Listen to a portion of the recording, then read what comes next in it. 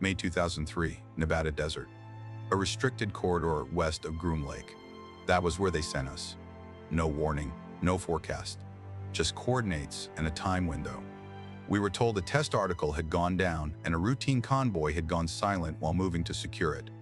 Command treated it like a comms glitch. None of us believed that. Convoys do not vanish on clean nights, not with that many antennas pointed at them. We moved in under blackout conditions. No headlights, no chatter. The sky was moonless and sharp, like glass waiting to cut. My headset carried only static with a faint broken clicking buried in it, almost like someone tapping metal far away. Nobody mentioned it. Nobody wanted to. 10 miles out, Command reminded us this was simple recovery. Walk in, find the first team, secure the crash, pull out. Nothing unusual, nothing hazardous. They did not say why the first team never answered. They did not say what came out of the wreck. Before we start the video, hit the subscribe button to support the channel. It only takes a second. I came into special operations young and stubborn. By the time we reached that desert in May 2003, I had spent years running missions nobody talked about. Small teams, clean entries, no public record. We trained to move without noise, finish without mistakes, and leave nothing behind except tracks the wind could erase. That word changes a man, but it also teaches him what matters. Gear that works, people you trust, orders that usually make sense. Our unit lived under a name that shifted every few months. Some joint task element tied to a deeper program inside the Pentagon. If someone asked, we said we handled technical recovery. That answer was simple enough to stop more questions. Inside the team room, we spoke in short sentences and relied on routine. It kept us steady. Major Cole Briggs led us. Calm voice, careful eyes. He studied every map twice before speaking. I had followed him through places where the wrong decision could bury a team in seconds, and he had never once flinched.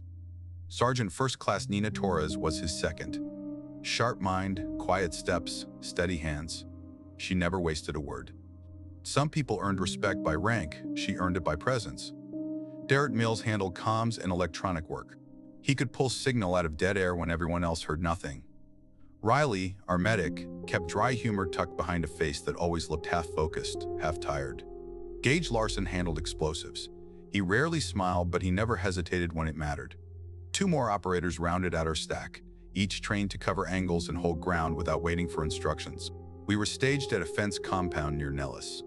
The kind of place built from beige walls, metal doors, and cameras tucked into every corner. From the back lot, you could see faint distant glows across the restricted ranges. Nobody spoke about those. You learned to look without staring. Our nights before missions followed a rhythm. Clean rifles, check optics, test batteries. Mills cycling comms through each channel, adjusting gain, tightening connectors. Riley lined medical gear in simple rows across the table. Torres reviewed the briefing packets again and again, marking corners with short notes. Briggs paced the room with a coffee in one hand, thinking his way through possible routes and exit points. The rest of us waited. That was the hardest part.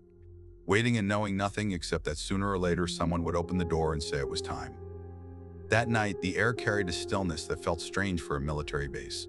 No echo from nearby hangars. No distant engines. I remember the quiet more than anything. We were halfway through gear checks when the door opened and an intel officer stepped inside. Pale face, tight posture. He carried a sealed folder like it weighed more than paper should. Briggs read the packet first. His jaw did not move, but the way he exhaled told me enough. Something was wrong before a single word left his mouth. The briefing was simple on paper. A controlled aircraft under a restricted project labeled Test Article 4 had gone down in a corridor west of Groom Lake. No tail number, no type, just a shape on radar and then a sudden wipeout. A convoy sent to secure the site lost all communications shortly after arrival. No beacon, no satellite ping, no movement, no status report. Command wanted our team to move in immediately, locate the missing convoy, secure the site, and retrieve sensitive material before daylight. No air support, no drones, no external units. Quiet entry, quiet recovery, quick exit. Briggs asked the right questions. What condition was the aircraft in? What kind of material it carried? Why the first convoy went silent? Each answer came wrapped in vagueness. The briefers avoided describing the aircraft. They used phrases like unusual shielding and sensitive payload. When someone mentioned biological protocols, they breezed past it like it was routine. They told us if we saw unusual biological matter, we should contain and report. No details on what that meant. The intel officer did not look at any of us directly. That stayed with me. We were cleared to take 2 unmarked Humvees and 1 support truck loaded with sealed crates. Those crates were labeled for field analysis and recovery, but no one explained their exact use.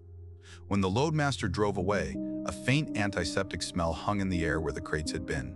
Sharp and sweet at the same time. Riley wrinkled his nose but said nothing. None of us did. We geared up, night optics mounted, rifles locked, packs loaded with water, batteries, and enough ammo for more than a routine sweep. The team filed into the vehicles with the simple steps of people who had done this more times than they could count. When the gate opened and we rolled into the desert, the sky felt wider than it should. Shadows stretched far across the flats. The night carried no wind, only the hum of our engines and the feeling that command had not told us the full truth. I sat in the back of the lead Humvee, helmet pressed against the metal frame, watching the land pass under starlight. Something in my gut felt off. Too many gaps in the briefing. Too many questions brushed aside. I could not name it yet, but the sense was there, steady and cold. Ahead of us lay a silent crash site and a convoy that had vanished without a trace.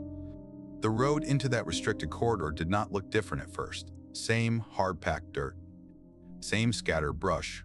Same low ridgelines cutting the horizon. But a few miles from the gate, the desert changed. It felt wider, quieter, like sound moved differently there. The headlights stayed off because command wanted no visible signature. We used night vision instead. Green light washed everything into a flat world of shapes and distance. Our convoy moved in a simple line. Navigation truck in front, our Humvee behind it. The support truck with Mills and the sealed crates at the rear. 3 vehicles, no markings, no names, just quiet engines and men watching the night. The temperature kept dropping as we pushed deeper.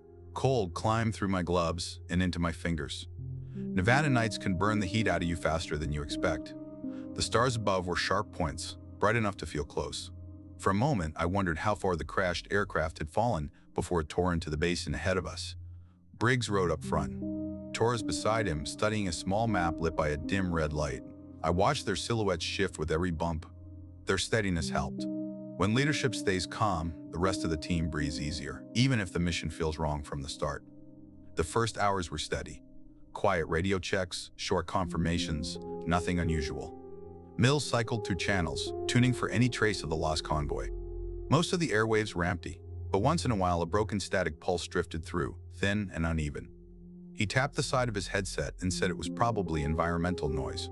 I could tell he did not fully believe that. As we rolled farther west, a faint hum settled under the engine vibration. Not a sound exactly, more like pressure in the air. I felt it before I heard it. Riley shifted in his seat and glanced around, as if checking whether anyone else sensed it. Nobody spoke. The first real sign that something had gone wrong waited in a shallow wash just off the road. The lead driver slowed, and our MBGs caught a dark shape near a clump of brush. Briggs signaled for a short halt. From my seat, I saw a torn carcass lying half in the sand, maybe a wild dog or a coyote. Hard to tell with the damage. The body was swollen, skin stretched, and the wounds were strange. Not clean bites, not claw marks either. More like pressure points mixed with tearing, as if something had tested the body rather than hunted it. Riley leaned closer, whispering a few quiet words. He did not like the look of the injuries, or the smell drifting off them. A sharp antiseptic scent mixed with a sweet rot reached us even inside the Humvee. It carried the same note I had smelled earlier near the sealed crates. My stomach tightened. Briggs gave the order to continue. He did not want us exposed on an open road for long. As the miles passed, our navigation display began to glitch. The map flickered once, then again. The GPS line drifted a few feet off course before correcting itself. Torres adjusted the receiver twice, frowning at the numbers. It was not enough to alarm anyone, but it added weight to the unease already settling over the team. The radios grew stranger too. Mills caught a regular clicking hidden inside the static. He checked cables, battery packs, antenna alignment. Everything looked clean. The sound kept coming back in short bursts. It did not match any known pattern or interference he recognized. When we reached the first coordinate marker for the missing convoy, I expected dust tracks or a parked truck waiting for repairs. Instead, we found a silent shape half buried in sand. The lead driver slowed, and I saw a Humvee tilted to one side, its front wheels turned toward nothing, doors wide open. One headlight pointed straight into the dark, the other hung broken, wires exposed. We dismounted quietly. Cold air hit my face like a slap. Torres moved ahead with two operators, sweeping the ground with slow arcs of their rifles. I checked the interior of the stranded truck. The radio was smashed, the seats were empty. A smear of dried blood covered the handle on the driver's side door. No bodies. No drag marks, no footprints clear enough to follow. Just silence and the faint smell again, sharp and sweet. The team regrouped. Briggs gave a silent signal, and we pressed forward on foot, walking parallel to the vehicles for a short distance before remounting. He wanted to keep eyes on the terrain and avoid driving straight into whatever had hit the first convoy. We found the second wreck a little farther up the corridor. This one was overturned on the passenger side, wheels spinning slowly from wind or recent movement. The windshield had shattered outward, not inward, which made no sense. Glass lay across the sand in a wide arc. The interior was torn apart. Another strange scoring pattern cut along the metal frame, curved and uneven, as if something had scraped from unusual angles. Mills tried to hail the lost convoy again. Only static answered, broken by faint clicking. It came in short, uneven ticks, then faded. I listened to it through my headset. At first it sounded like a weak signal. Then something about the rhythm felt wrong. Not random. More like something brushing across the channel by accident. We moved deeper into the corridor. The desert ahead dipped slightly, and a soft glow reflected against the bottom of a thin cloud. Not bright. Just enough to show something burning or smoldering beyond the next rise. Briggs raised a fist, and the convoy rolled to a full stop. Engines idled low. We switched to foot movement, spreading out around the Humvees. Through my night vision, the glow became clearer. The shape of a broken aircraft rested in a shallow basin. Metal torn open in long, jagged lines. Several more convoy trucks surrounded it, some jammed into each other like they had collided while trying to turn around. As we walked closer, the radios hissed with a stronger burst of static. Then the clicking returned, louder and clearer, as if something on the other end of the channel had moved closer. We killed all engines. The desert went quiet enough that I could hear my own breathing inside the mask. Ahead of us waited the crash site, and the first real proof that the missing convoy had not left under its own power. We left the vehicles where they sat and moved on foot toward the crash. Every step felt heavier than it should. The air carried that same sharp antiseptic note mixed with something rotten, like metal stored too long in a closed room. It clung to the back of my throat. Nobody spoke about it. We all smelled it. Our formation stretched into a slow wedge. Briggs led. Torres kept pace on his right. I held the left edge with another operator covering the rear. Night vision flattened the wreck ahead into a jagged mix of sharp angles and torn shadows. The aircraft had not come down gently. Whatever it was, its frame had broken across the rocks like brittle bone. When we reached the first cluster of crashed convoy trucks, the scene told us everything the briefing had not. Doors hung open. Gear lay scattered, medical kits dumped. Rifle magazines abandoned, half buried in dust. Whatever hit them came fast. A Humvee near the center had crashed nose first into a boulder. Its front end was crushed in, like it tried to turn and never made it. I ran my glove across the metal. The scoring was odd. Not claw marks, not burn streaks. More like something dragged across the frame from strange angles, leaving shallow, curved grooves. The first body lay beside the ruins of a transport crate, half buried in sand, face pale in the NBG glow, eyes open, mouth slightly parted. The uniform looked partly melted into the skin near the shoulders and chest. The wounds did not match shrapnel or bullets, not blunt trauma either. More like something had pressed heat and cold into the body at the same time, twisting the tissue. Riley crouched beside the corpse and exhaled sharply. That was all he could do. The smell around that body was stronger. The same antiseptic bite mixed with a sweetness that did not belong in the desert. It made my stomach tighten. We kept moving until the broken aircraft loomed over us. Up close, it looked nothing like standard transport frames. No clear tail markings, no service panels in familiar places. Sections of the fuselage were unnaturally smooth, as if molded instead of assembled. Other parts were reinforced by strange extra layers of shielding wrapped around a central cargo bay. The tail lay 200 feet away, torn clean off. The ground around it was scorched in a ring pattern that made no sense. Fire should have burned outward from impact, not bent itself around empty space. Burned sand curved in a tight arc around a patch of untouched ground. Briggs signaled for a split search. Torres took 2 operators toward the convoy vehicles. I moved with Mills, and 1 more toward the cargo bay ramp, which had snapped open during the crash. A metal panel scraped lightly against gravel as we stepped through. Inside, the cargo bay looked like something had torn loose from the center. Restraints and mounting brackets bent outward. Metal twisted in arcs, not jagged breaks. A large containment pod sat at an angle, its shell cracked. The split ran along the inside edge, not the outer frame. The damage came from within. A dried residue had leaked down the side of the pod, faint streaks that matched the chemical-sweet smell we kept running into. Mill swept his light across the interior. Scratch marks curved along the walls. Not straight lines, not human in height or pattern. Arcs layered across one another, suggesting movement that did not follow normal joints. When he tried to radio Briggs, the signal cut mid-sentence. Only a wash of static came through, broken by faint clicking.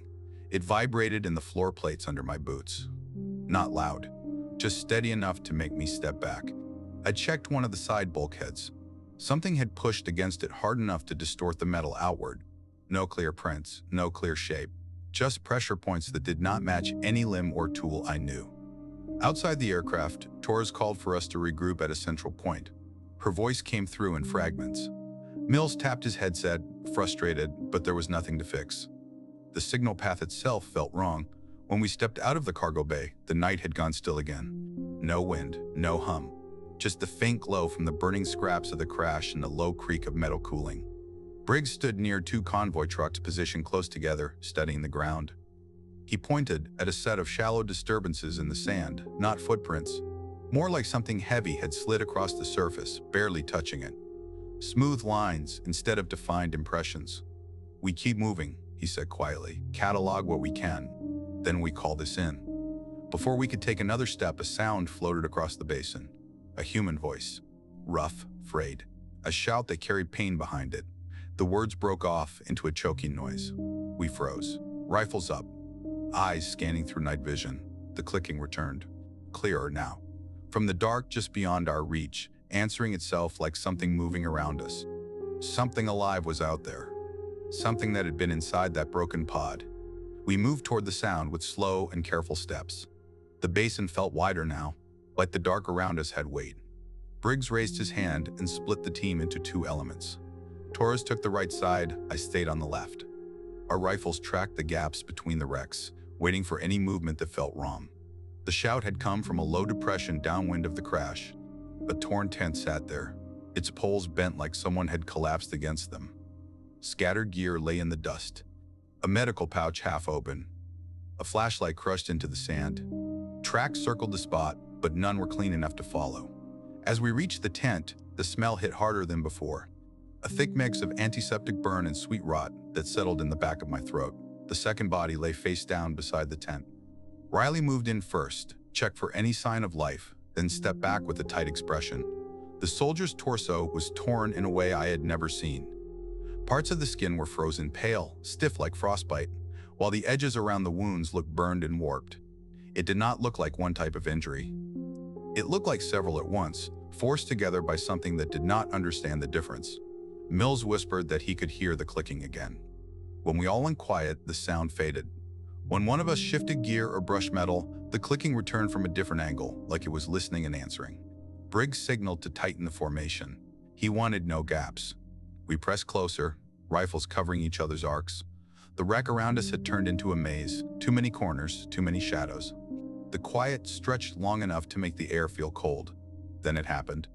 One of the operators stepped a few feet ahead to check a gap between 2 crashed Humvees. He leaned forward, NVG raised slightly, scanning.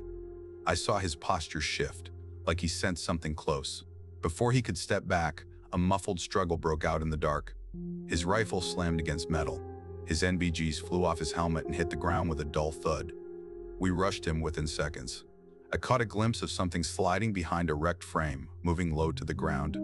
Not crawling, not walking, more like flowing around the metal, fast and smooth. I could not see a clear shape. Just a curve, a shadow, and the faint ripple of movement. It vanished before I could lock my sights. The operator lay on his back, gasping. His chest plate looked dented inward, like something had pressed down with sharp and uneven force. Branching discoloration spread across his neck and collar, faint lines under the skin. The smell coming off his gear was the same chemical rot that clung to the crash. We dragged him back toward the central wreck. Riley checked him quickly, working with steady hands even as his breathing quickened. The man was alive, but his chest was stiff, and his eyes darted around like he was trying to track something none of us could see. Gage started setting small charges around likely approach points. Nothing large, just enough to slow whatever was stalking us. He moved with quick and practiced motions, pressing detonators into soft sand, using the broken wrecks as anchors. Briggs tried to contact command again. Mills read the signal strength twice, tapped the headset, switched channels. Static pushed through every line. The clicking came back inside the signal for a moment, sharper than before. It sent a small chill up my spine. It sounded closer than it had any right to. Torres found a partially intact container a short distance away. She called us over with a soft signal. Inside the metal shell were folders stored in waterproof sleeves. Most pages were scrubbed clean of project names. A single symbol repeated across them, one I recognized from certain classified rooms on certain bases. It belonged to programs deeper than anything our team normally touched. The language inside the documents was cold, no mention of life or creature. Terms like mobile asset, adaptive behavior, electromagnetic response, and structural reorganization. The pages described something that reacted to heat, sound, and signals. Something they transported inside a sealed containment pod. Something that should have been stable unless damaged. I looked up from the papers, and for a moment the desert felt too quiet. We did not get long to read. A sudden crash behind us snapped our attention to the rear security truck. Metal groaned, glass shattered outward. The back door bent as if pulled from the outside by something with more leverage than should be possible. Flashlights swung toward the noise. Dust rose in a fast plume. By the time we reached the truck, one operator was gone. No trail, no scream. Just smeared blood across the inside panel and scrape marks on the metal frame. Too many at odd angles. Riley whispered something under his breath. Briggs stayed silent, jaw tight, eyes scanning the dark. The realization spread through the team without anyone needing to say it. The thing that broke out of the containment pod was alive. It was loose. It was hunting. And the crash site gave it endless places to hide. Briggs ordered Mills to force a sit-rep through. Comms finally caught enough of the signal to push a broken message upward. We waited for a response, rifles in a tight circle around the most open ground we could find. Higher command answered with calm voices. Too calm. They told us to hold position, maintain the perimeter, await further instructions. No urgency, no surprise, no fear. As I listened, the clicking started again. This time, it came through the radio and from the dark around us at the same moment, almost in rhythm. That was when I knew the night was about to get worse. Briggs stepped away from the group when the reply from command ended. His face was calm, but his eyes looked different. He asked Mills to switch to an encrypted channel. Mills tried. The signal broke twice before locking in. Only fragments of the transmission came through, but the tone said enough. It was not the voice of someone worried about our safety. It was the voice of someone checking whether a plan was ready to move to its final step. When the call ended, Briggs stood still for a long moment. Then he walked back toward us with a weight in his shoulders I had never seen before. He asked Torres and me to step aside. Riley kept watch on the injured operator while the rest formed a loose half-circle around the wreck. Briggs spoke quietly. He told us the truth that command had not shared. There had been a contingency from the start. If the asset broke containment, any team sent in afterward would shift from recovery to full containment. Containment meant stopping the spread. It did not promise survival. In plain language, we had been sent into a test zone, and if we failed to keep the threat inside this basin, command was prepared to burn the area clean. None of this surprised Torres. She stared at the dark ground for a moment, then asked if the first convoy had really been a rescue attempt. Briggs said there was more to it. They were also an early measure of how a normal unit handled a breach. Their silence had already answered that question. He opened a sealed pouch he had kept strapped to his vest. Inside was a hard case filled with contamination gear he had never mentioned. A small, rugged tablet lay beneath it. He powered it on. The screen showed deeper notes about the asset than anything in the briefing room. No pictures, only lists. Responses to sound, heat, and electromagnetic fields. Notes about mimic behavior. Notes about how long it could survive significant injury before reorganizing. None of it looked complete, as if even the scientists had been guessing. Something cold worked its way into my stomach as I read over Briggs's shoulder. We were not chasing a threat.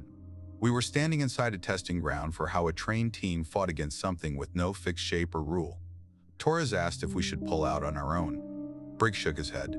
If we withdrew without orders, Command might mark us as compromised and treat us as part of the problem. He said our only chance was to stay alive, keep the threat inside the basin, and hope Command saw enough value in us to avoid wiping the whole grid. I looked back toward the crash. The wreck sat like an open wound in the sand. For the first time since landing, the desert felt crowded. Not with people, with presence. Something listening, something moving just beyond clear sight. The clicking rose once, faint and distant, like it had been waiting for silence to return. Everything we thought this mission was had already shifted. And Command had known that from the first call. We regrouped near the more stable convoy truck. The injured operator lay against a wheel, breathing hard but alive. Riley kept a hand on his shoulder, checking for changes in pulse. The rest of us held a loose perimeter. Our lights stayed low. Our breathing stayed shallow. Then the clicking changed. At first it sounded like the same broken tapping we had heard through the radio. Then it shaped itself into fragments. Short bursts. Familiar patterns. Mills froze with his headset half raised. He whispered that he recognized the rhythm. It had started weaving pieces of our own radio checks into its sound, not perfect copies. More like an echo learning how to speak through pressure and distance. He recorded it on his handheld device.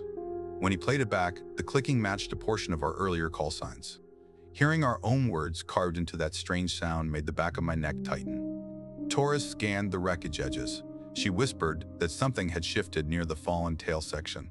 Flashlights caught a curved shape sliding behind a sheet of metal.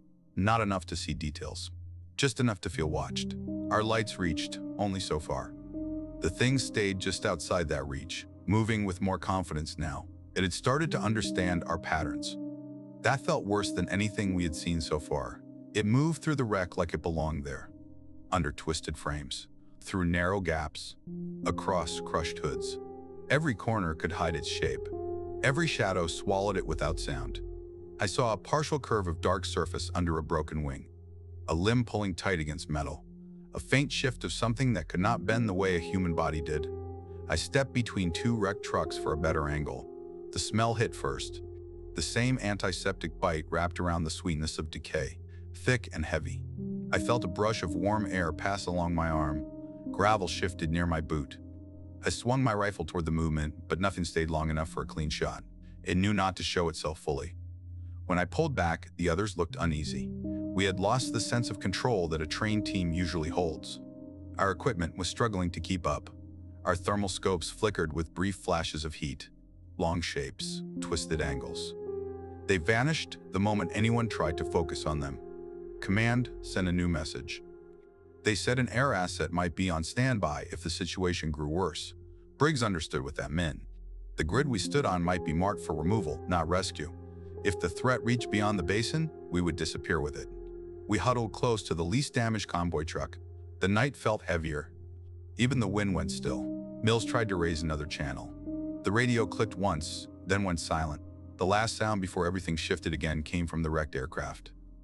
A long metallic strain, deep and slow, like something large, was crawling through the hollow frame and pushing outward. We held our rifles ready. The basin around us felt tighter with every breath. Whatever had broken out of the pod was done watching. It was coming toward us. Briggs made the call fast. Waiting would only let the thing choose the moment. He gathered us near the broken wing of the aircraft and spoke in a low voice. He wanted to pull the fight onto our terms. The wreck gave us more cover than the open sand, and the gaps between crushed vehicles could force the thing into narrow paths. If we could trap it in one of those lanes, we might hit it hard enough to stop it from moving again. Gage spread out the small charges he had left. He placed them under twisted frames, inside bent wheel wells, and along a funnel-shaped corridor between the main fuselage and a rock outcrop. He worked fast, his hands steady even with sweat cutting along his jaw. Mills checked each detonator, syncing them with his handheld unit. My job was simple.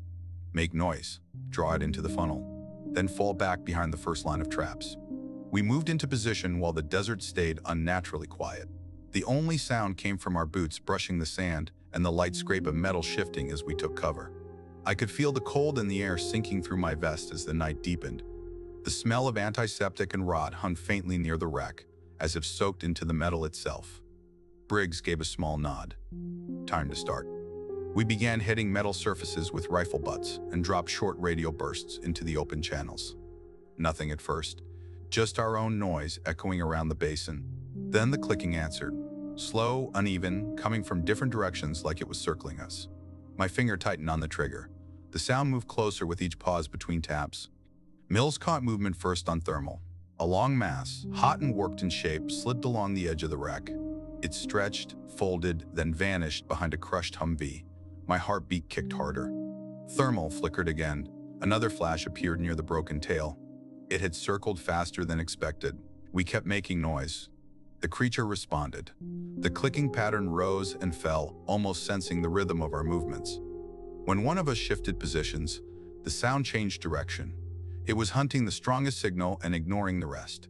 That meant me. I moved through the wreck line, letting my boots crunch louder than needed. I dragged the loose panel to make a long scrape. The clicking sharpened. Something large shifted behind a leaning chunk of fuselage.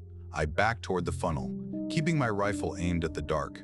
A shadow slid across the ground past a broken tire. Then a curved shape lifted for a second, like a head without a clear outline. It lowered again and moved with silent intent. It was following. I slipped behind the first charge marker. Gage whispered into comms that he was ready. The others stayed low behind the rock outcrop and scattered debris. I crossed behind an overturned Humvee and crouched in the shallow space between two crushed trucks. The clicking grew stronger. Each step the thing took pressed softly into the sand, too smooth to match any animal. Then it came into sight. A long shape glided into the narrow corridor. Its surface shifted in patches, catching the faint light in ways that made its form hard to track. It did not crawl. It did not walk. It pushed itself forward in a motion that seemed to slide across its own shape. I could see a part of its body lifting, revealing a mouth-like structure in the wrong place, angled sideways. Dark fluid dripped from its surface and hissed when it hit metal. Gage triggered the first charge. A sharp blast collapsed the section of vehicle frames behind the creature. Dust shot upward in a thick wave. The thing lurched forward, slamming into a Humvee. A twisted panel bent outward from the force.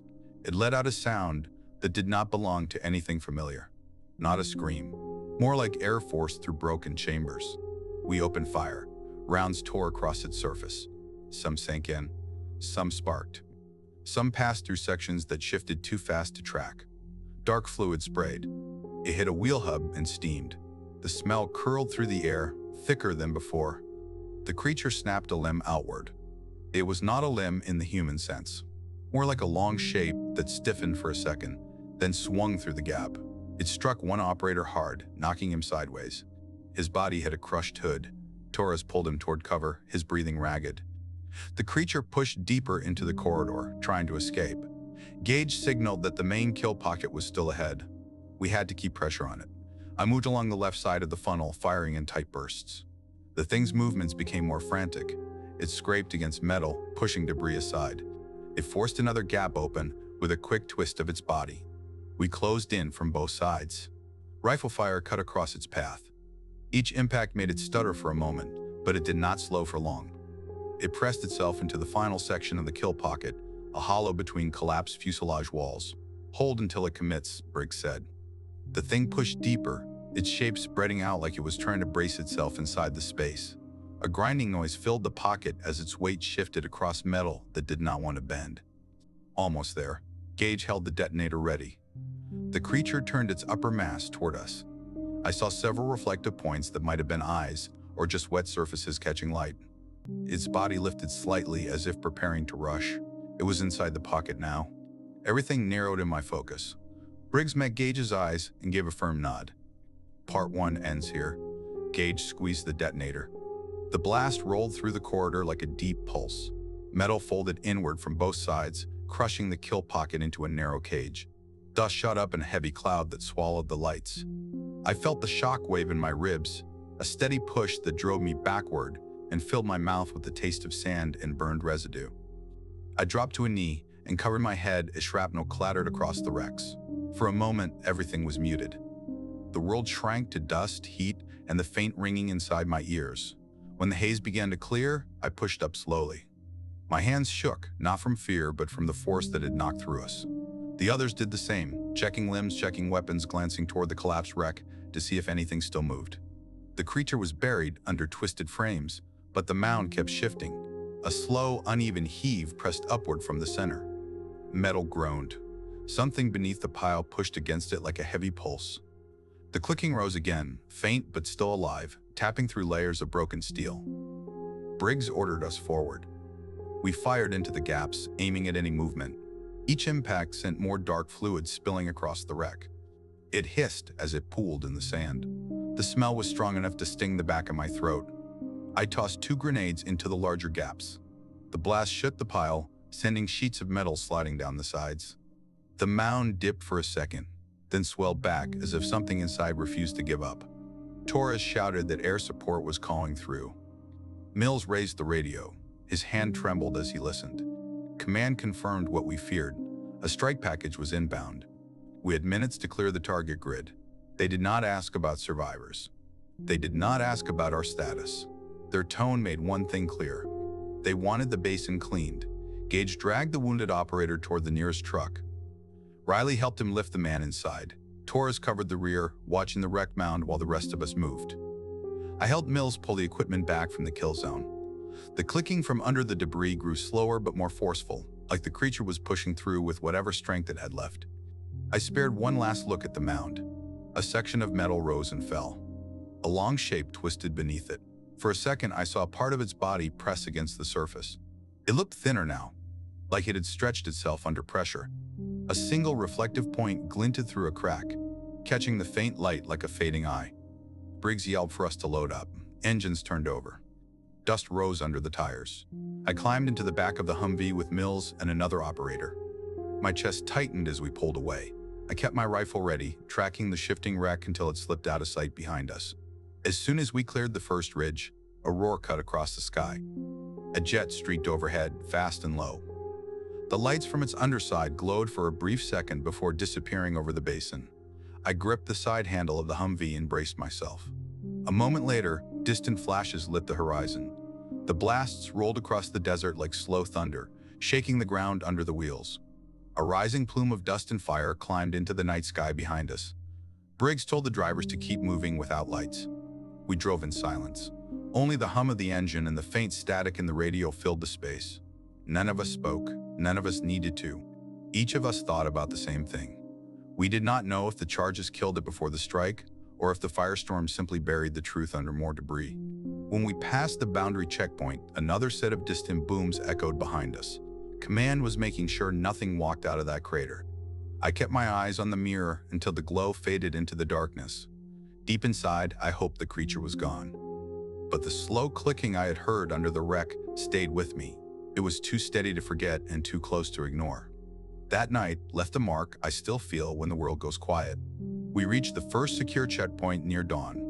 The sky was still dark, but a thin gray line had begun forming over the eastern ridge.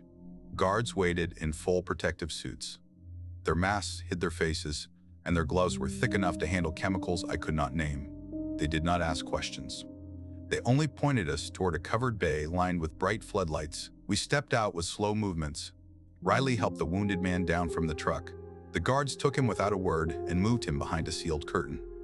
Briggs tried asking where they were taking him, but the guards kept walking, their boots tapping softly on the concrete.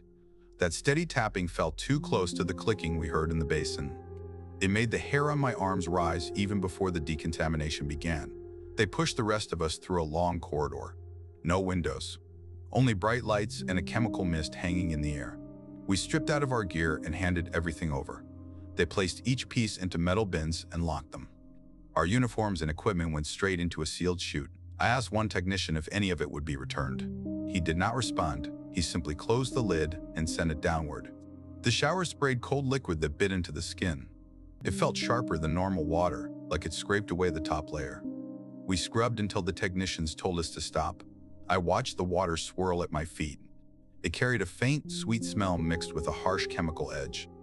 Even after the rinse, the smell stayed in my nose. After drying off, they handed us plain clothes and told us to follow the next team. Medical staff met us in a room filled with soft hums and blinking lights. They drew vials of blood from each arm. took swabs from inside the nose and throat, ran small scanners across the back of the neck and spine. One doctor clicked a pen light across my eyes, then asked me to track her fingers. She did not explain what she was looking for. Riley was pulled aside for deeper scans.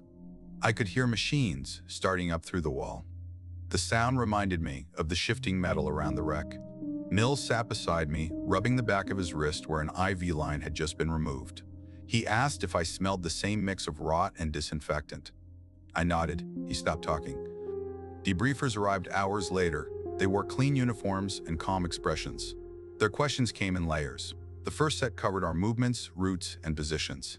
The second set focused on what we saw inside the wreck. The third set asked about the asset, though they never used that word. They said unidentified threat every time. When Riley tried to describe the wounds on the bodies, they stopped him and rephrased his words in colder terms. Briggs stayed composed through every round. He answered with careful detail but never speculated. Torres kept her voice steady, though I could see her jaw tighten each time they dismissed something she said.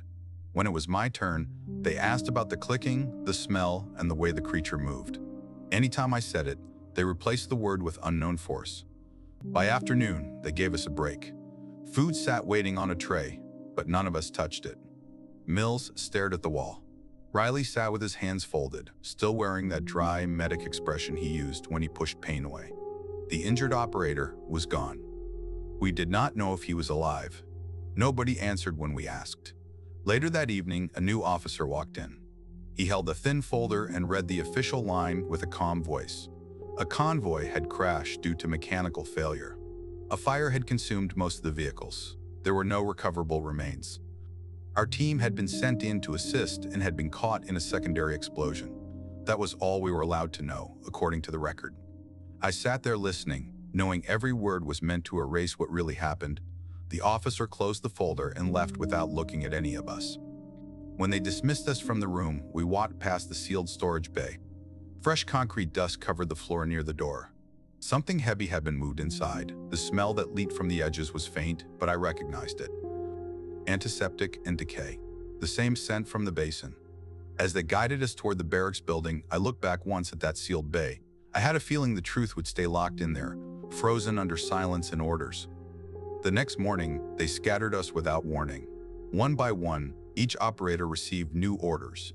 No explanations, no chance to talk long. Briggs was taken first.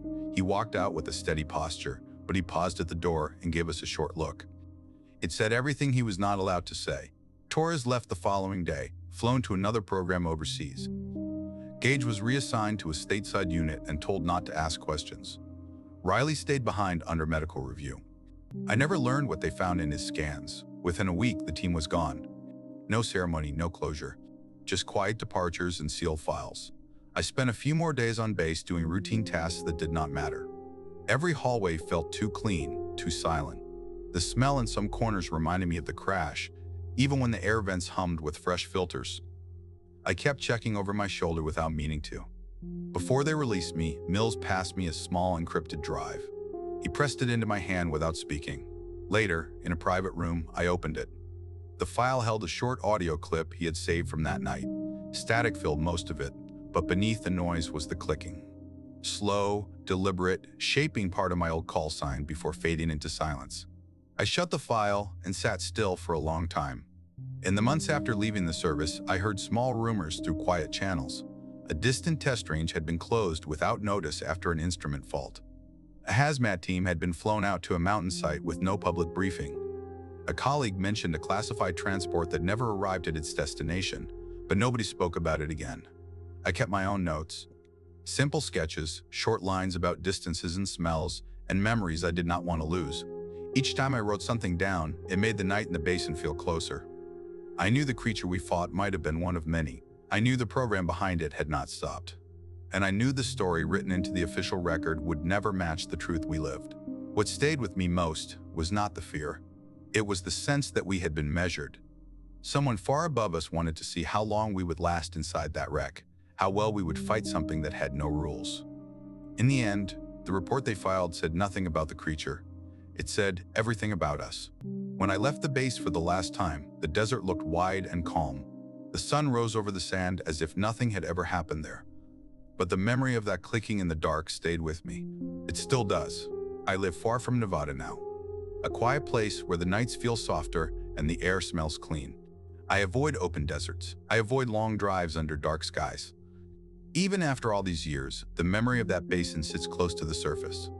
Sometimes it comes back when I hear static from an old radio or walk through a hospital hallway with that sharp chemical smell. Small things can pull me straight back to that night without warning. People talk about Area 51 like it is a joke. Aliens on shirts, stories at parties, tall tales meant to make someone laugh. They picture bright lights and strange machines. They never think about the convoys that never return, or the crews whose names never make a list. They never imagine men standing in burned sand with rifles shaking in their hands, while something they cannot describe moves just outside the reach of a flashlight. For me, that place is not about secrets and hangars. It is about the sound of clicking in the dark when the wind dies. It is about seeing metal bent by something strong enough to ignore the rules of bone and muscle. It is about the way command spoke with calm voices while deciding whether the team was worth saving or wiping off the map. That kind of truth is quieter than people expect. It does not make noise. It just stays with you. I do not tell this story to prove anything. I know how it sounds. I know what people believe and what they do not. I say it now because someone should hear it the way it happened, not the way it was cleaned for the record. The crash was real. The convoy was real. The thing that moved through that wreck was real. I still hear the clicking when the world gets too still. So when someone laughs about Area 51, let them. They laugh because they have never seen what we saw that night.